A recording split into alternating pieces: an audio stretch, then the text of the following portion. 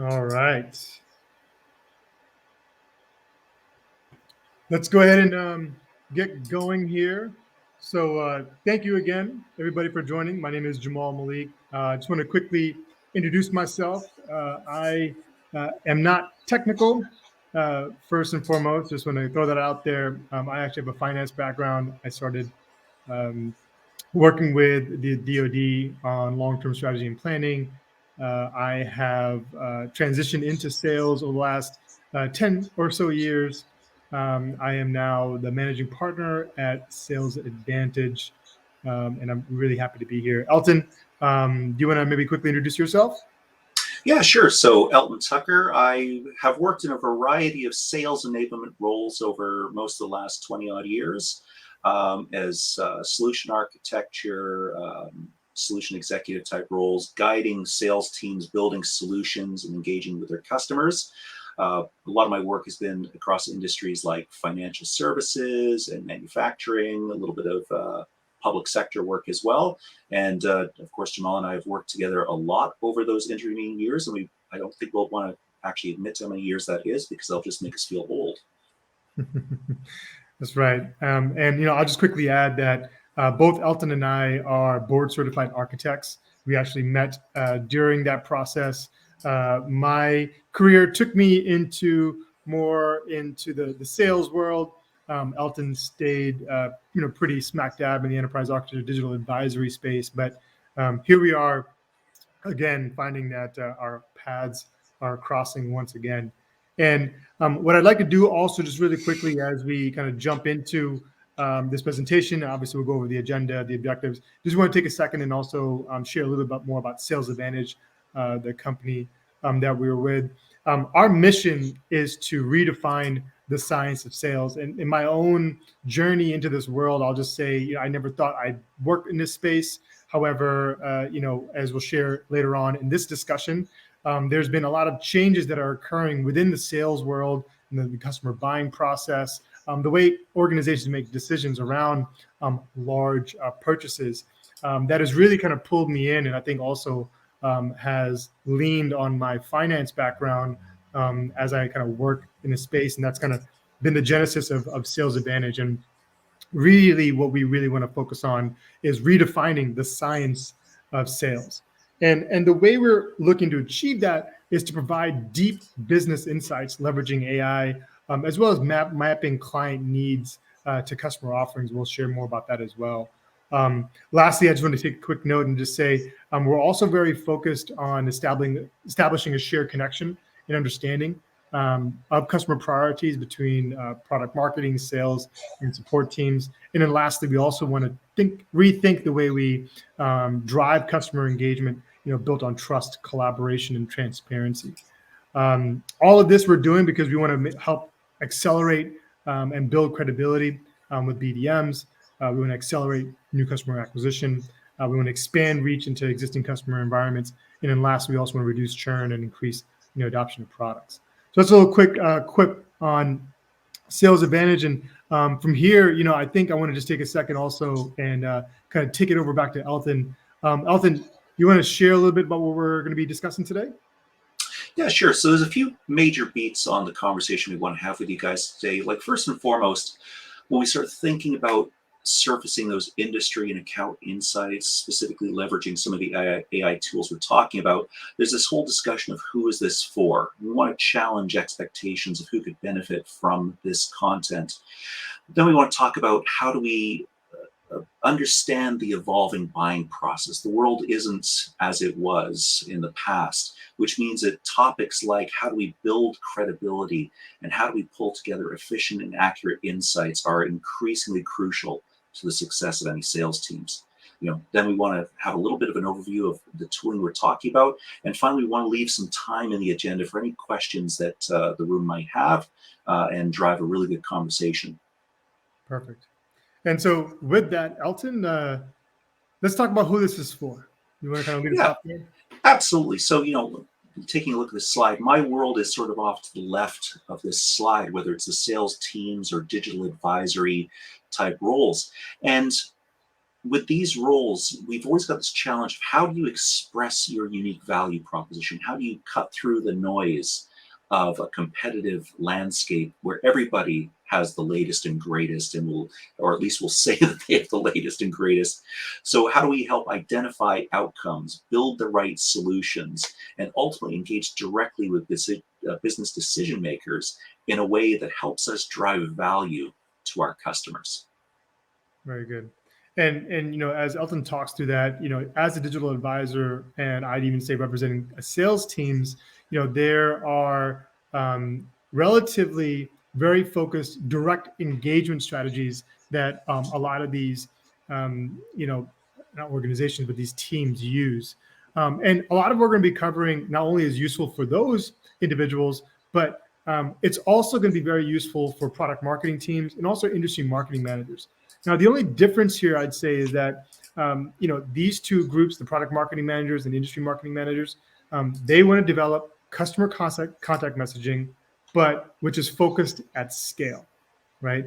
Additionally, they want to figure out different content and basically artifacts that they can bring to market to help continue to build their credibility in the marketplace based on their understanding of industries, the sub-verticals that they're a part of, and then obviously about customer environments as well. So a little bit of a small inflection here. Again, this is going to be very useful for two different types of groups of people, individual sales teams and product marketing managers as well. And so with that, Elton, do you want to maybe kind of talk through the primary themes that we're going to be touching on in today's discussion as well?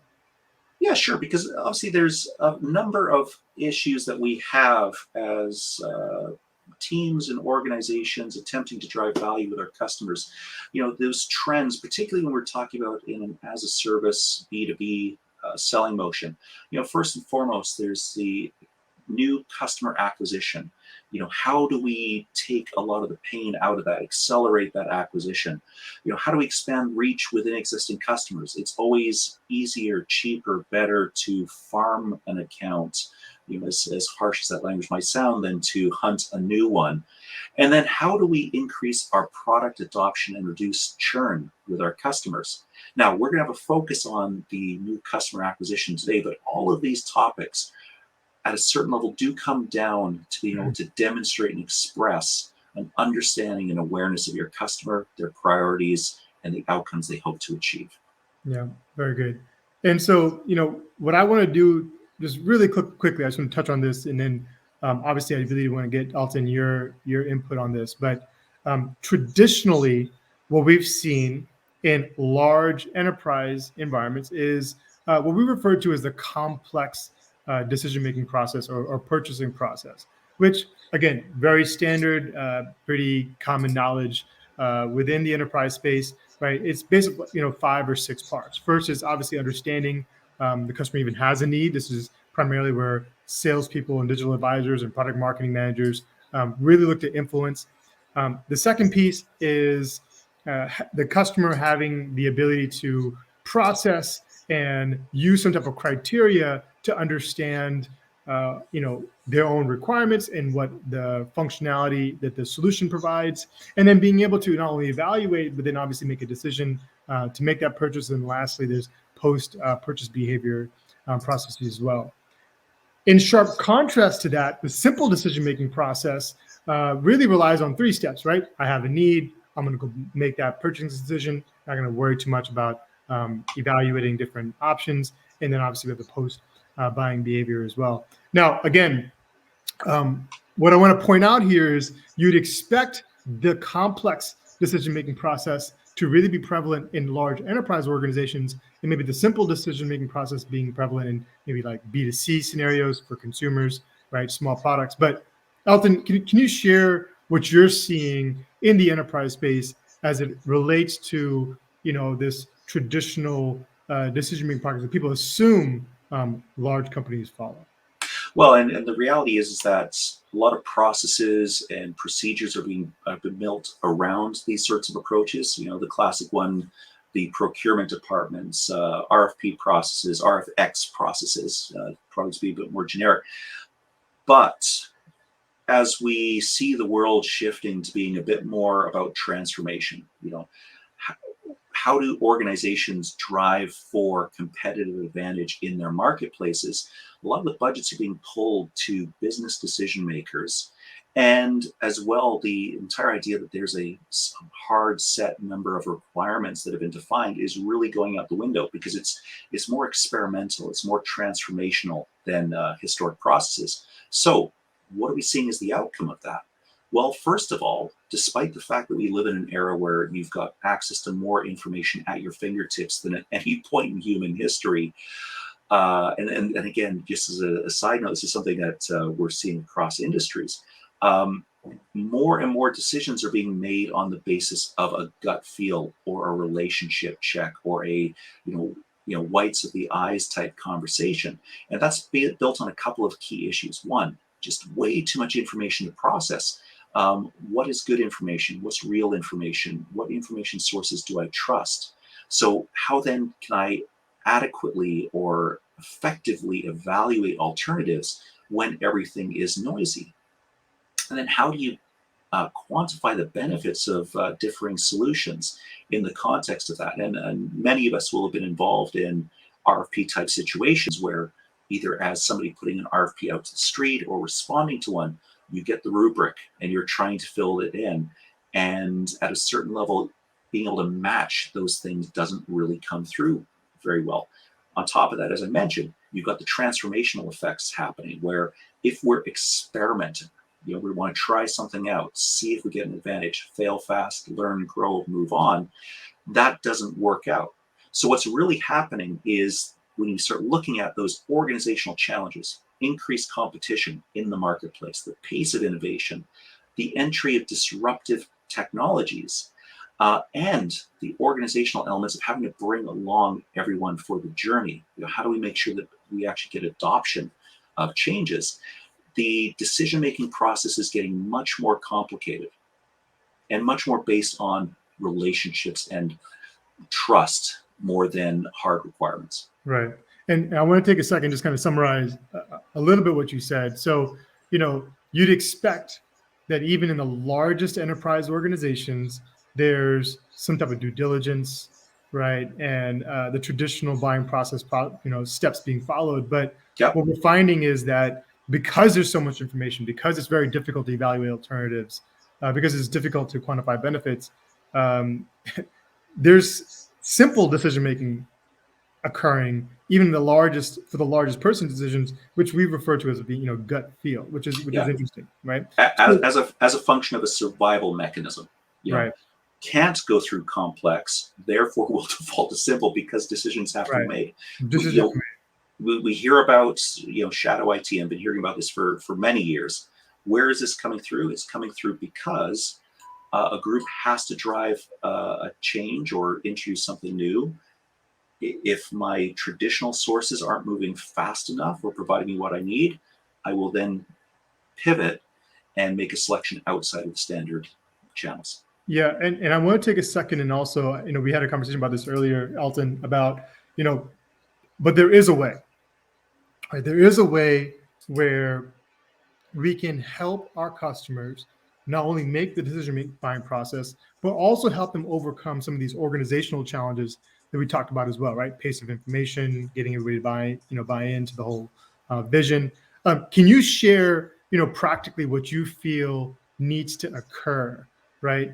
From either a salesperson, digital advisor, that will help the customer not only make a better decision, but then also pull everybody else along in their organization as well.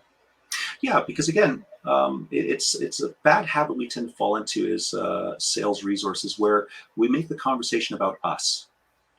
And at the end of the day, the conversation's not yet about us. We haven't earned the right to say, and therefore, widgets 4.6 is the right answer. We need to align what we do to where an organization is and where they're going. So how do we align to that strategic vision?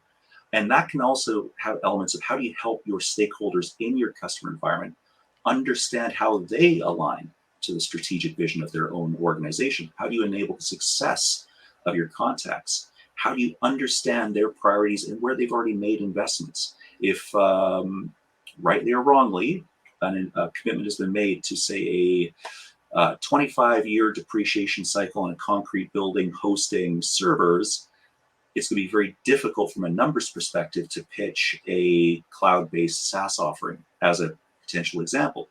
You need to demonstrate an awareness and understanding of those issues. And are you communicating to your customer in their own language? Are you demonstrating that you've taken the time to understand them, how they communicate, and remove potential areas of miscommunication, misunderstanding, general noise and confusion from your engagement to them? Yeah.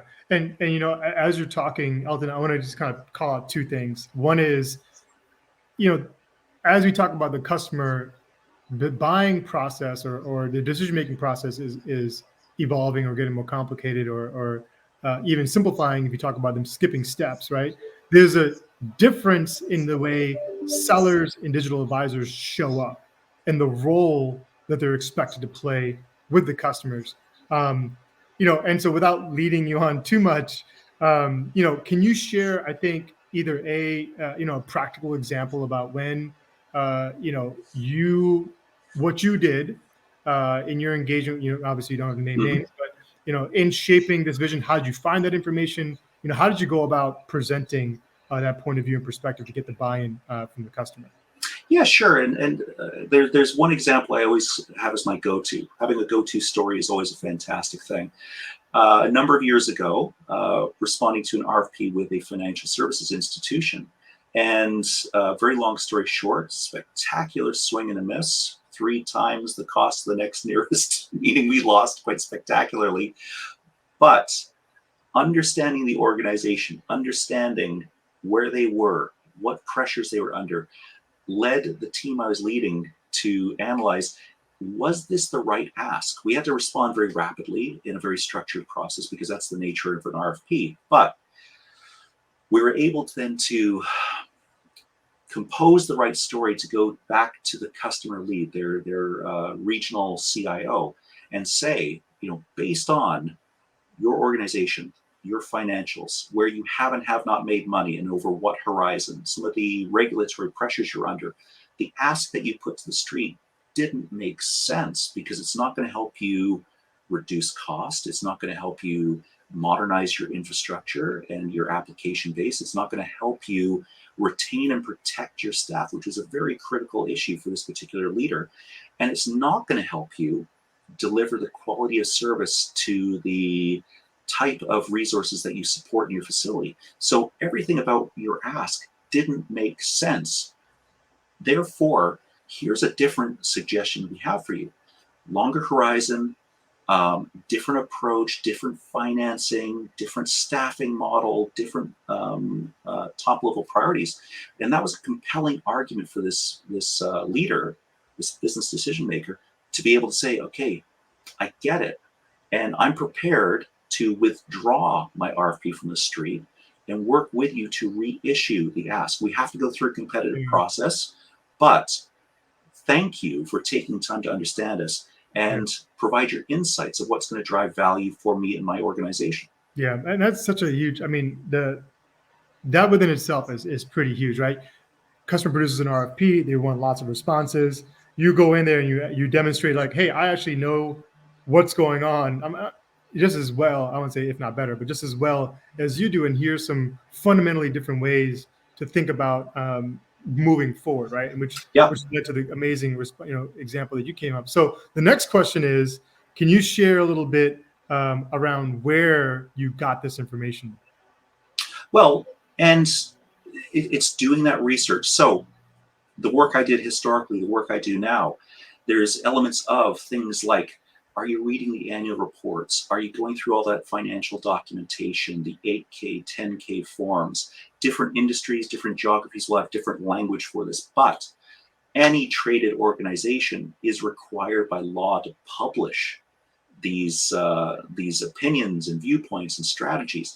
And it's free information for you to be able to say, to the point of the previous story, you've asked us to respond to X. Your organization needs Y. Can you help me understand what the gap in this is? And in many cases, you're helping your stakeholder to understand their own organization, their own prioritization. A couple of other pivots, because again, there's all of this financial reporting, ESG reports, environmental sustainability governance, the emotional beats of where the organization is asserting they want to move. Most organizations have YouTube channels now. What are they saying to the street about who they are and how they want to operate? Many leaders will start doing their own blog posts or other publishing because they're trying to build their own brand recognition. All of these are sources of insight into where a particular stakeholder, where a line of business or where an organization is going, and gives you all of these hints of where you should be, play where the puck's going, not where it is, type insight. Yeah. And so you talk about publicly traded companies. Are there similar types of documents available for like privately held companies, government institutions, nonprofits? Yeah, usually it can be challenging sometimes to get this sort of information out. There was one example, and again, I can't name names, but one recently where I was working with an organization that was a privately held financial institution owned by a privately held marketing institution owned by a third organization, and things got increasingly sketchy the further up the food chain you went. But there's always some level of legal documentation that's available, or LinkedIn profiles, or news reporting that can provide that level of insight. And again, it can be challenging, but all of these are abilities to hone and refine your perspective and demonstrate that you care about the customer. It's somewhat tongue in cheek. You can start saying, if you were going out on a date, would you make it all about you, or would you try to talk about the person across the table from you? Yeah. And I say this kind of tongue in cheek, right? But like the next step here is obviously, not all of us are blessed with like the gigantic brain that you have, Elton, and we can't process information as fast as you can. So, I think what's interesting is when I spoke to you about the sheer number of clients that you manage, and additionally, I think a lot of sales teams manage. Yeah. Going through and processing all this information can be incredibly time consuming, right? Can you take us?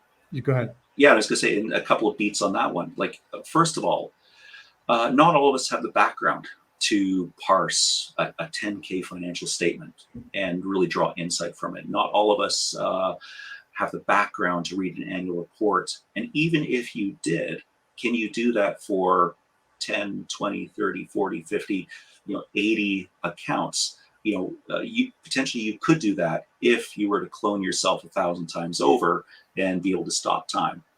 Yeah, very good. And so, I think the next thing we just want to quickly talk about is, you've had access to the new account value mapping platform, which obviously you've had an opportunity to kind of try out and leverage yourself. Can you share a little bit around how you've been able to leverage that to improve or to decrease the amount of effort it takes you to kind of build some of these profiles?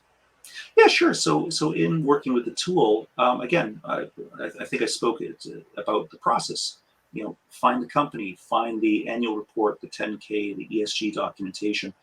So that takes, days to weeks of effort for a given customer to really, spend some time with it. And, the insights were being drawn out in minutes to hours through using the tooling. So, a lot of value in being able to pull the needles from the haystacks in terms of those nuggets of value that then can form the basis of insight and sales strategy. Yeah, very cool. And so with that, what I'd love to be able to share is a quick demo actually about the tool. Maybe you can help me kind of walk through how like practically it can be used. So with that, let me just quickly share my screen here.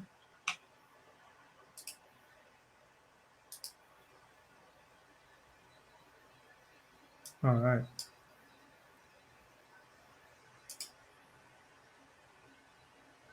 Let me know when you can see my screen there, Elton. Yeah, we can see it now.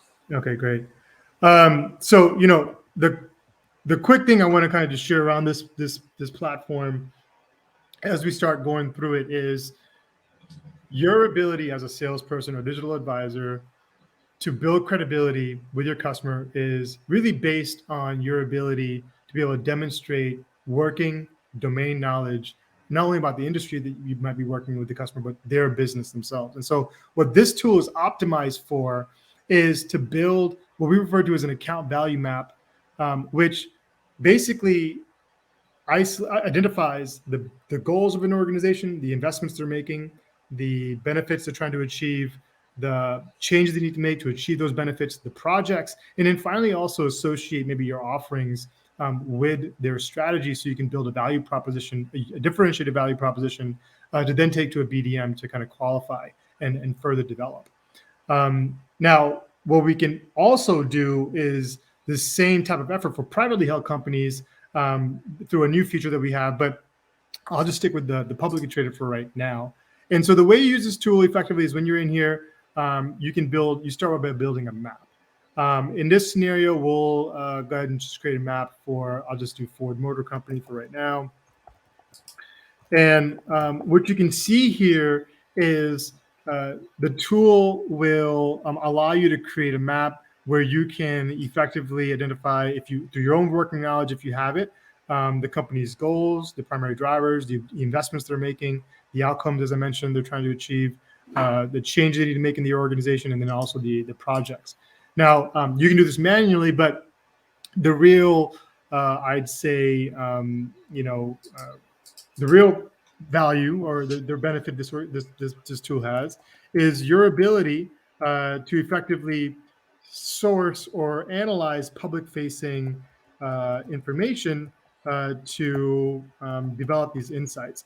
And so what we've done effectively is connected to the SEC database, and you can search for in real time any company that's registered on the database, and you can select this filings button, and it will bring back to you every 10K, every 10Q. There's other documents that we're going to pull in here as well: proxy statements, foreign investment disclosures, forms 3, 4, and 5, form 141. All these documents that Elton was talking about earlier that provides deep, meaningful information around the company and pull it in for you to build your account value map. And so for here, we're going to look at the 10K for Ford Motor Company. Just do it really quickly. You click the analyze button.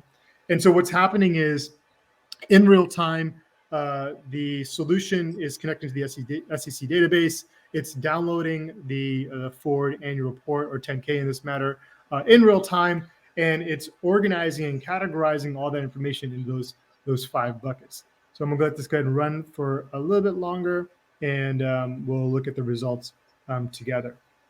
Now, another quick thing is as these results come back, every single one of the results that you interact with, the machine learning solution actually gets better over time.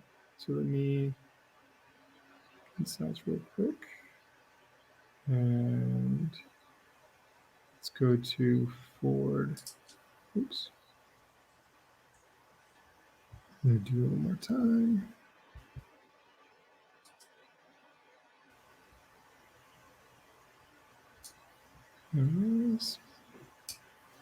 Let this go for it. So as I was saying earlier, whenever you run this tool, effectively what's happening is in the background is going to the SEC, downloading it in real time. And as you interact with the tool, it will actually get smarter. So, okay, so here we go. Here is the annual report for Ford Motor Company. Now, and just to jump in for a second, that is I think it's close to a 200-page annual report document you just pulled in. Yeah, 200 pages. We basically ran the tool in real time. It took about 15 seconds or so. It's usually faster, but on the left here, effectively what you can do is you can see the information that comes out in terms of drivers.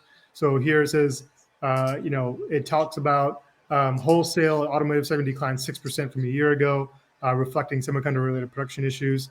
We would say this is probably a driver, so we're going to hit thumbs up here. What you can also do is hit this magnifying glass button, and what that does is it will show you where in the document that statement came from. So for context, it'll tell you where it is. You can read above and below that as well to get more understanding about what's going on. But effectively, you can go through here. look at the different pieces of input. We'll just do it very quickly. Talk about sustainability here. We're going to hit thumbs up there.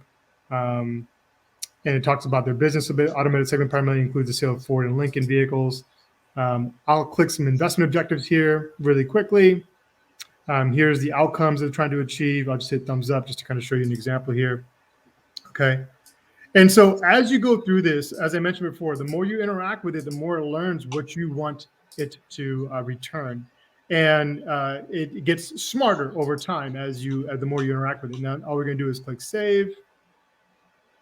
Okay. And now what we're going to do is we're going to go back to the map that we created, and we're going to import this into the tool. Okay. So I'll just start a new map real quick. Okay, so here is Ford. Okay. And now we've got an account value map pulling in all the information that we now have sourced from the annual report, including their goals, as I mentioned, the objectives, the outcomes they're trying to achieve. And what you're able to do here is also put in your products. So you can say, hey, based on what I understand the organization is trying to achieve, here is an offering that I think will help. And you can create that association with within the tool. And then what that does is it creates this connective tissue between what you're offering and how you'll be able to create value for that organization based on their goals, their investments they're making. And then additionally, what you'll be able to do is share this view with your team. So there'll be a share button here that effectively allows you to then get input from your broader services teams, the product specialists, customer success, if you'd like. Hey, tell me if there's any information that's missing. And then once you have a shared understanding of the customer's priorities within your own team, you can then share it directly with the customer. So what's really exciting about this is, we have a belief that as you build a point of view about your customer's priorities, you should not do that in isolation. Okay. Your sale, if you do this work and you do it right, your customers will appreciate this level of work. And I'll just share that, I've done this hundreds of times, engaged with hundreds, if not 1,000 C-level executives, and not one, even if I get a little bit something wrong, not one has ever come back and said, Jamal, I don't appreciate the work you're doing to understand my business, right? And the moment you're able to demonstrate you understand what's going on within the organization, and they start helping you actually shaping this, that's when you've got not only a validated account value map, but then you can start playing with this, have conversations about what's more important, what's not, and then basically start getting the interest and sponsorship around certain opportunities, from the customer. And so lastly, what you'll be able to do is after you share this with the customer and they validate it, you can actually export this as a picture if you want into a PDF, or as basically an opportunity in CRM. So we can actually also develop value props on the fly, because a value proposition is effectively just a formula or a statement of an organization's goals, the investments I was mentioning, the value you're going to be able to provide, the outcomes it's going to basically affect. And you can put that directly into CRM. And so the idea here is, as you engage with the customer, you talk about their needs and you say, hey, look, if you feel there's value here, we would just like your sponsorship to get your smart people and our smart people together and figure out if we can make this real. That's all you really want, right? And Elton, maybe you can kind of jump in here. I know I'm sharing quite a bit, but what has been the difference when you have business sponsorship and then engage with IT versus just going directly at IT and trying to influence them in the engagements you've been involved with? Well, the phrase pushing rope uphill does come to mind quite a lot. Now, you obviously have to be careful that in some organizations, the cultural landscape frowns on some of these relationships. But to our upfront conversation about the differences in sales approaches, so much of it is based on relationships and trust and experience. So even if you're still talking to an IT stakeholder, for example, the ability to say, here's how these things link together to enable them to tell a better story is immensely powerful. It can get you into the right rooms, it can get you into the right conversations, because again, it's not about you trying to push what you're doing out. It's about, hey, I recognize, I understand, I'm speaking in your language.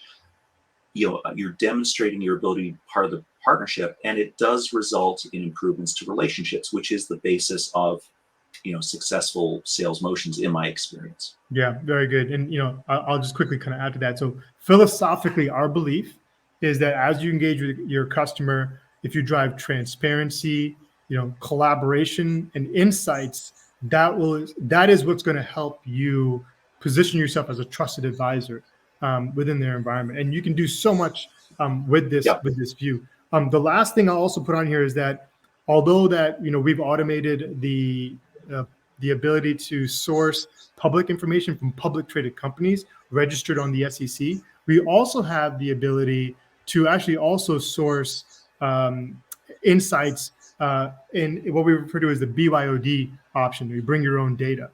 Now, this is a really big deal because what this allows you to do is run the same type of activity on privately held organizations, anyone that has a CEO letter or letter to the shareholders, government entities, nonprofits, institutions like universities and colleges, anybody that would have any type of strategic documentation. And additionally, we can also, if you print a website in a PDF, we can consume that as well. And so with that, I know that this might be maybe, I don't know if it's controversial or not, but so the Department of Justice has been in the news a lot in the last couple of days or so. So we decided to run this tool against the DOJ's strategic plan.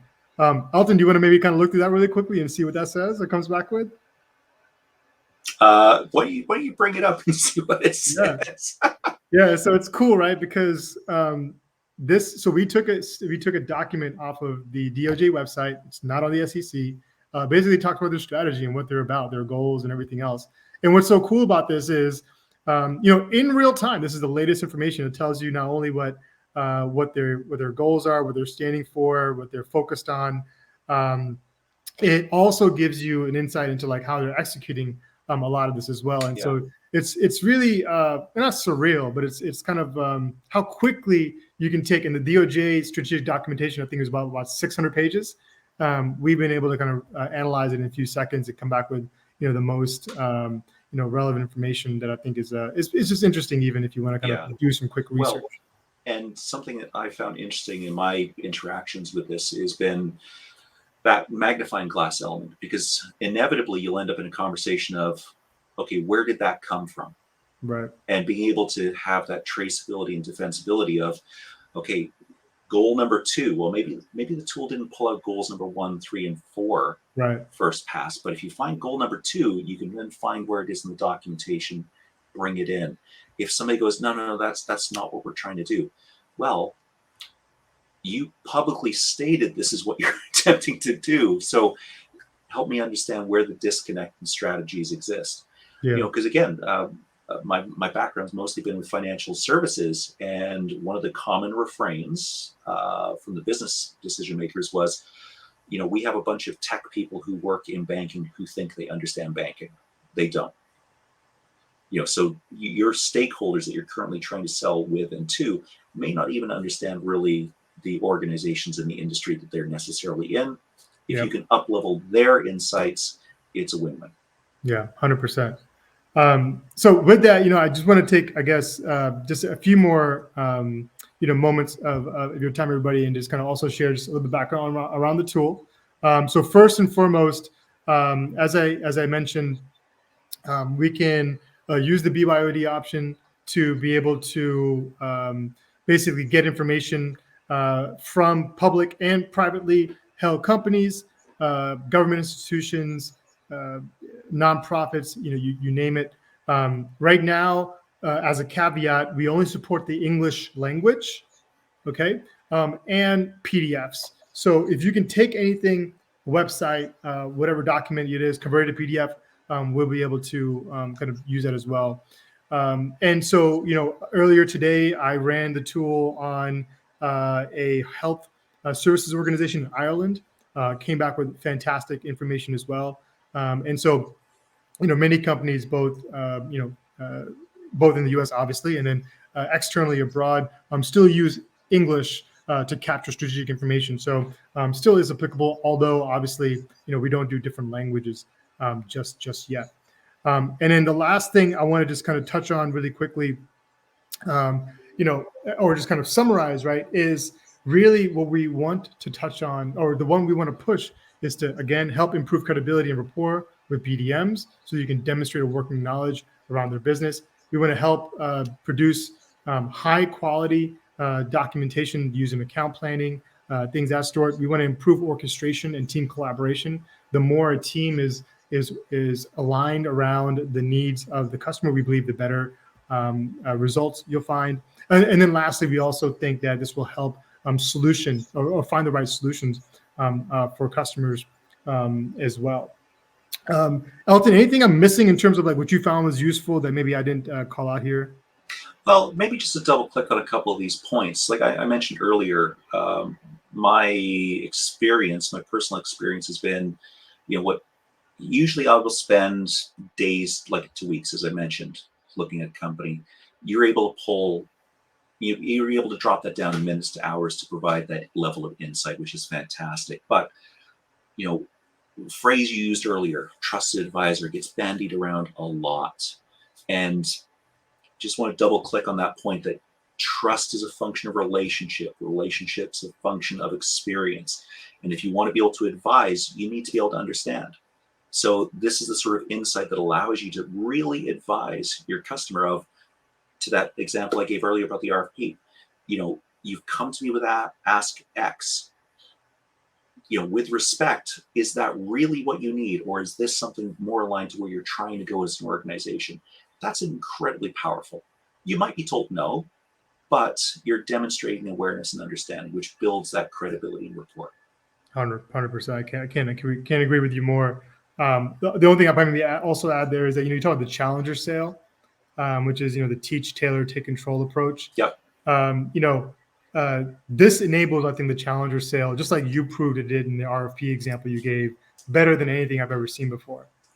Even though you're using the customer's language and information, not against them, but like you're like helping them organize it, right? So teaching them almost about their own business, being able to articulate the value, of what you can provide that organization, and also obviously, having a call to action is part of it. But it really does, I think, put all that into motion. And so, with that, I just want to kind of say thank you, everybody, and then just close with this. Actually, we'll obviously have a Q&A. If you guys have any questions, feel free to please put them in the comment section if you'd like. But I want to kind of leave everybody with this. What you saw is basically our working prototype. We've been using it, we use it, but we feel like it does require a little bit of uplift in user experience and things like that. And so we are heavily vested and actually currently building what we're referring to as an MVP of the new beta product. It's going to have a completely redesigned user experience. It's going to look, the look and fit and finish is going to be very clean. We're trying to bake in the best user experience possible. There'll be guided workflows. There'll be a bunch of other features we're going to be enabling as well. And so if you're on the website, or if you're on the webinar, we're going to send a invite to basically accept requests to be part of the closed beta. You'll get not only a first working look at the product, but you'll also be able to contribute and help prioritize features for us as well. And then lastly, if you are part of the closed beta, you'll also you'll gain special pricing upon launch as well. So we'll be starting that off in the next few, I think I don't want to say a few weeks, but fairly soon. You'll receive a survey asking if you guys like to join that beta. We really hope that you do. We feel like this is a really powerful tool in the hands of not only sellers but digital advisors, product marketing managers, perform market research. We'll talk more about that in a future date. But aside from that, I want to say thank you again. Both Elton and I are happy to stay on and take any questions that you may have as well. So with that, thank you so much. And we'll hang around for a bit longer. Elton, any closing remarks from you at all? No, I think you covered all the beats there. But again, that element of this is what it takes to be impactful with your organizations. It's what it takes to drive value. Um, I managed to avoid using the horsey ducky analogy on this one, but a bit of constructive coaching I got from a customer many years ago was, you guys are coming in with this 45 slide deck. I'm an executive. I've got 40 meetings in the morning alone. You need to be able to boil this down and distill it into the actionable intelligence I need. So give me a horsey ducky slide. Here's a horse, here's a duck, key concepts in my language. Even if you're wrong, you're going to help. You're going to be elevated in my opinion because you took the time to solve my problem. Yeah, very cool. Awesome.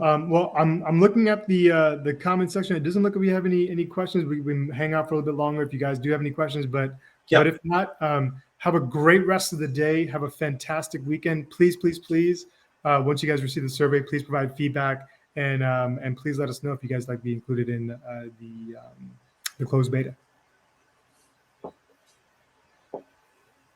Awesome. Have a great rest of the day, everybody. Elton, thank you so much for joining. You are so awesome. Your help here, I honestly, has been incredibly useful, and I really look forward to continue working with you on as we go on this journey. Fantastic, and happy to work with you guys as well. It's been fun. Awesome. Have a great day, everybody. Take care. Ciao.